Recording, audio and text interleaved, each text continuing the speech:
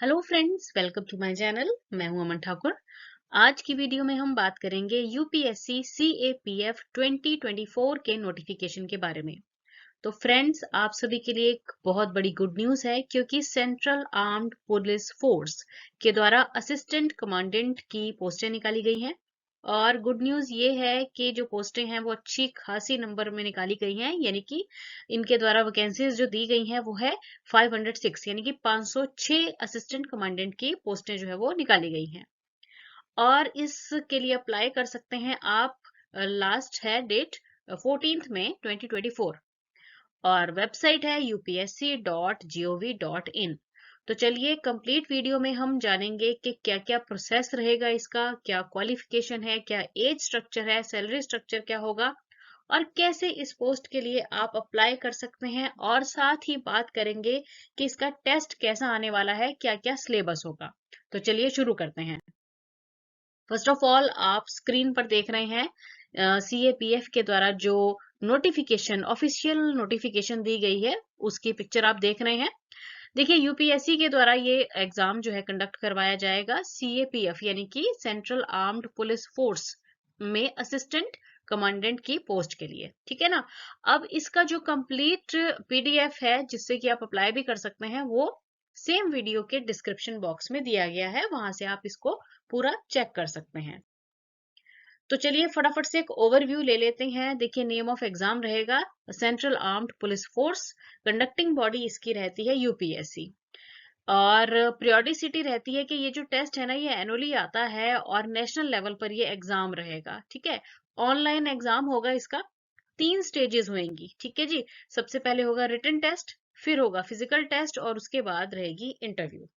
और जो exam date है, इसमें जो रिटन टेस्ट है ना आपका, वो 4 अगस्त 2024 को होगा। और जो फर्दर पीएफटी और इंटरव्यू की डेट्स है ना, ये फर्दर आपको अपडेट कर दी जाएंगी। देखिए, एक्सपेक्टेड कैंडिडेट्स इस बार अप्रोक्सीमेटली 2 लाख जो कैंडिडेट्स हैं वो एक्सपेक्ट किए जा रहे हैं कि ये टेस्ट में बैठने वाले हैं। तो कंपटीशन बहुत ज्यादा होगा, तैयारी खींचनी पड़ेगी खूब सारी। अब इसकी जो नोटिफिकेशन है ये 24 अप्रैल 2024 को आई है, अभी जस्ट कल ही आई है। ये एग्जाम जो है, अभी हमने बात की कि 4 अगस्त 2024 को होने वाला है। अवेलेबल सीट्स हैं 506। Job location all over India कहीं पर भी हो सकता है। ऑफिशियल वेबसाइट इसकी upsc.gov.in है। अब इसमें देखिए, फटाफट से आप चेक कर लीजिए कि क्या क्या इंपॉर्टेंट डेट्स हैं इस टेस्ट के रिगार्डिंग। तो देखिए, नोटिफिकेशन तो हमें पता है 24 अप्रैल को आई है और उसी दिन से इसकी एप्लीकेशन जो है, ऑनलाइन एप्लीकेशन आप भर सकते हैं। लास्ट डेट अप्लाई करने की रहेगी 14 मई। और इसका जो एडमिट कार्ड है ना, वो जुलाई के 3rd वीक में मोस्टली आने का पूरा चांस है। एग्जाम रहेगा जो रिटन टेस्ट आपका, वो 4 अगस्त 2024 को रहेगा। रिजल्ट मोस्टली जो है ये सितंबर में आ जाएगा और फिर सितंबर में ही आपका जो फिजिकल टेस्ट रहेगा वो भी हो जाएगा। अक्टूबर में इंटरव्यू राउंड होने का पूरा पूरा चांस है। डॉक्यूमेंट वेरिफिकेशन उसके बाद जस्ट हो जाएगा और फाइनल जो मेरिट लिस्ट है वो भी अक्टूबर में ही डिक्लेयर कर दी जाएगी। अब बात करते हैं कि ये जो 506 वैकेंसीज है ना, ये किस किस कैटेगरी वाइज रहेंगी, ये है ना। तो देखिए, फोर्सेस हैं, बीएसएफ में वैकेंसीज हैं 186 सीआरपीएफ में 120 हैं, सीआईएसएफ में 100 हैं, आईटीबीपी में 58 हैं और एसएसबी में ये 42। तो कुल मिलाकर 506 वैकेंसीज हो जाती हैं। अब इसमें जो एज लिमिट है ना, ये रहेगी जी 20 साल से लेकर 25 साल 1 अगस्त 2024 तक, यानी कि जो कैंडिडेट है उसका जन्म 2 अगस्त 1999 से लेकर 1 अगस्त 2004 के बीच में ही हुआ होना चाहिए है। फिर थोड़ी बहुत एज रिलैक्सेशन रहेगी। देखिए, ओबीसी को 3 साल की, एससी को रहेगी 5 साल की, एसटी को 5 साल की, और अगर एक्स सर्विस मैन है सेंट्रल गवर्नमेंट से तो भी 5 साल की रिलैक्सेशन रहेगी। और अगर जम्मू कश्मीर से डोमिसाइल्ड हैं तो उन्हें भी 5 साल की रिलैक्सेशन मिल जाएगी। सिविलियन सेंट्रल गवर्नमेंट सर्वेंट हैं तो उन्हें भी 5 साल की रिलैक्सेशन मिल जाएगी। अब बात करते हैं एजुकेशनल क्वालिफिकेशन की। तो देखिए, एजुकेशनल क्वालिफिकेशन इसमें मेनली इसमें ना ग्रेजुएशन चाहिए है। ठीक है, बैचलर डिग्री होनी चाहिए किसी भी रिकॉग्नाइज्ड यूनिवर्सिटी या फिर इंस्टीट्यूट से। और हाँ, साथ ही साथ जो कैंडिडेट्स हैं जिन्होंने अभी लास्ट ईयर का अपना एग्जाम दिया है, मतलब रिजल्ट का वेट कर रहे हैं, तो उन्हें जो है ना, उन्हें प्रोविजनल अपने सर्टिफिकेट आप से अप्लाई कर दीजिए, पर ये ध्यान रखना है कि आपका जो रिजल्ट है ना, वो मतलब फाइनल जो रिजल्ट है वो आपका आ जाना चाहिए, इसके मतलब जब इंटरव्यू वगैरह होएगी उससे पहले, है ना। तो ये ध्यान रखना है। और साथ ही साथ यहाँ पर एक और बात कही गई है कि जो स्टूडेंट्स एनसीसी से रहे हैं, है ना, मतलब बी और सी सर्टिफिकेट होल्डर्स हैं, तो उन्हें इंटरव्यू और पर्सनैलिटी टेस्ट में ना उसका जो है बेनिफिट मिल जाएगा। अब बात करते हैं कि नेशनैलिटी की। तो देखिए, जो इंडियन नेशनल्स है ना, भारत के जो लोग हैं वही अप्लाई कर सकते हैं। साथ ही साथ इसमें ये भी बताया गया कि जो नेपाल और भूटान के जो सिटीजन्स है ना, वो भी इस एग्जाम के लिए एलिजिबल हैं। ठीक है, तो ये आपने ध्यान रखना है। अब बात करते हैं कि जो इसका एग्जाम रहेगा ना, जो रिटन टेस्ट होगा 4 अगस्त को होने वाला है, जो उसमें ना 2 पेपर रहेंगे। ठीक है, एक तो पेपर 1 है और एक पेपर 2 है। जो पेपर 1 है ये जनरल एबिलिटी और इंटेलिजेंस टेस्ट रहेगा। ये एक प्रकार से टोटल इसमें 125 क्वेश्चंस आएंगे, एमसीक्यू होंगे ये सभी, और 250 नंबर का ये रहेगा। ठीक है, 2 घंटे का ये टेस्ट होएगा। और जो सेकंड पेपर है ना, ये जनरल स्टडीज, एसे और कॉम्प्रिहेंशन वाला रहेगा। ठीक है जी। अब इसमें 6 क्वेश्चंस होंगे और डिस्क्रिप्टिव होंगे, मतलब आपको लिखने पड़ेंगे। 200 नंबर का ये होगा, 3 घंटे का ये टेस्ट रहेगा। तो देखो टोटल नंबर जो होंगे कितने हो गए, 250 पहले पेपर के हो गए और दूसरे पेपर के कितने हो गए, 200। तो टोटल 450 नंबर का आपका रिटन टेस्ट हो जाएगा। हाँ जी। तो अब ये जो आपका पहला पेपर रहने वाला है ना, पेपर 1, उसका जो सिलेबस है वो चेक कर लीजिए। इसमें जनरल मेंटल एबिलिटी है ना, तो टॉपिक्स क्या है, logical reasoning, quantitative aptitude, numerical ability, data interpretation, ये रहेंगे। जनरल साइंस, तो जनरल साइंस में देखो क्या आ जाएगा, general awareness, scientific temper, comprehension, appreciation of scientific phenomena of everyday observation, including new areas like information technology, biotechnology, environmental science, मतलब जो नए एरियाज वाले साइंस में इंक्लूड किए हैं ना, उनके बारे में भी आपने पढ़ के जाना है। Current events of national and international importance, यानी कि आपको करंट की भी नॉलेज होनी चाहिए है, ये ध्यान रखना है। अब करंट इवेंट्स में क्या आएंगे, नेशनल और इंटरनेशनल इंपॉर्टेंस वाले आ जाएंगे। Culture, music, art, literature, sports, governance, social development issues, industry, business, globalisation, interplay among the nation. तो सीधी सी बात है कि न्यूज़पेपर अच्छे से पढ़ना शुरू कर दो और जो करंट नॉलेज है वो लेना शुरू कर दो।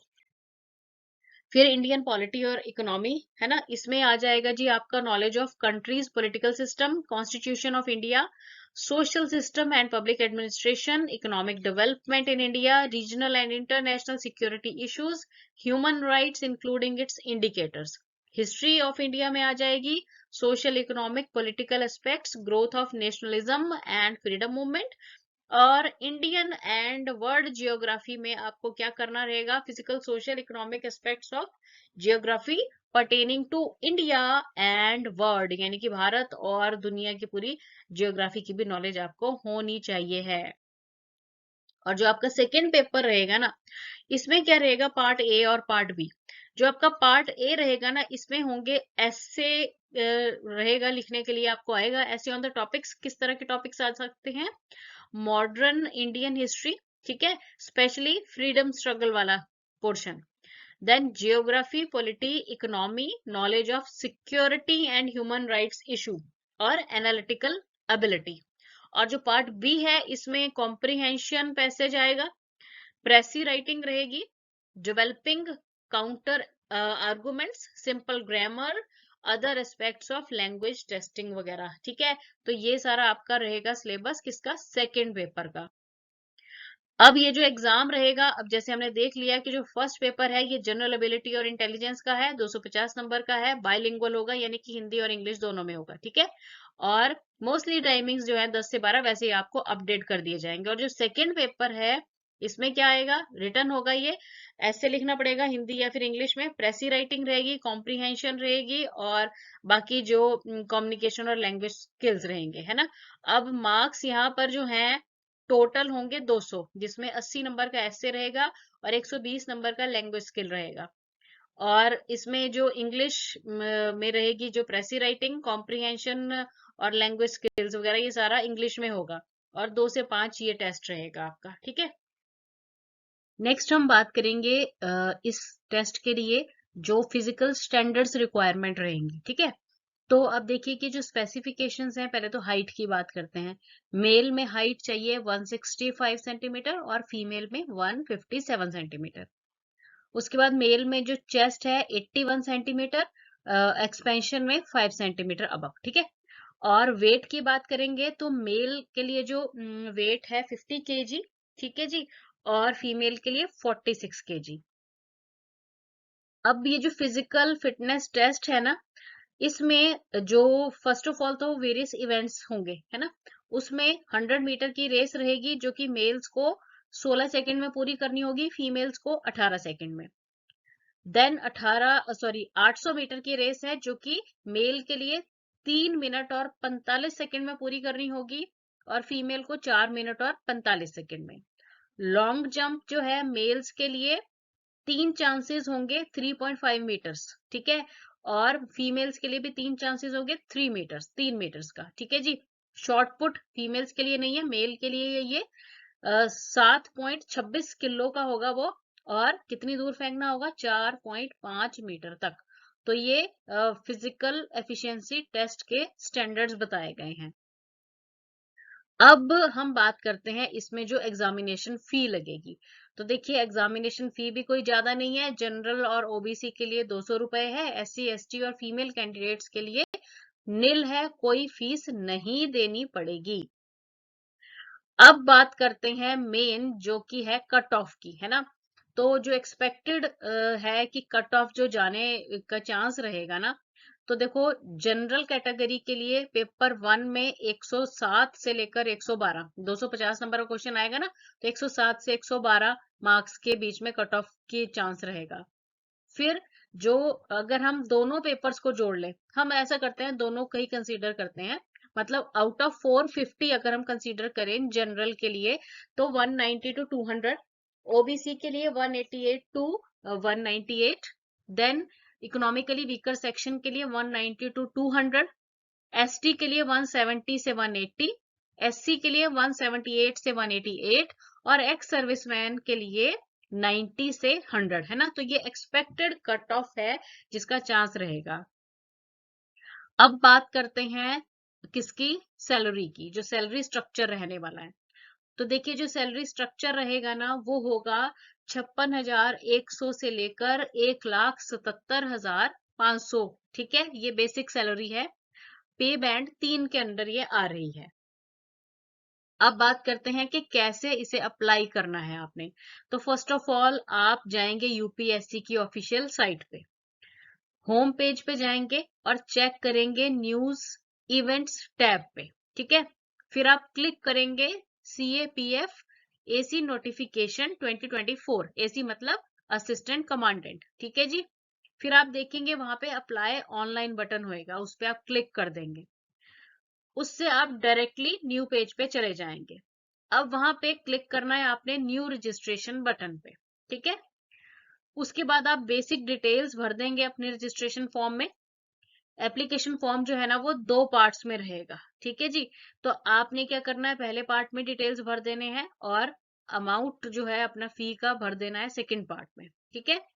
एक बारी आपने एप्लीकेशन फॉर्म फिल कर दिया, पेमेंट हो गई, उसके बाद जो है एप्लीकेशन प्रोसेस हो जाएगी CAPF के एग्जाम के लिए कंप्लीट। अब ये जो एप्लीकेशन फॉर्म है इसको आपने सेव करके रख लेना है फर्दर अपडेट्स के लिए। Thanks for watching the video. और इसकी जो PDF है ऑफिशियल PDF वो डिस्क्रिप्शन बॉक्स में दी हुई है, वहां से आप चेक कर सकते हैं।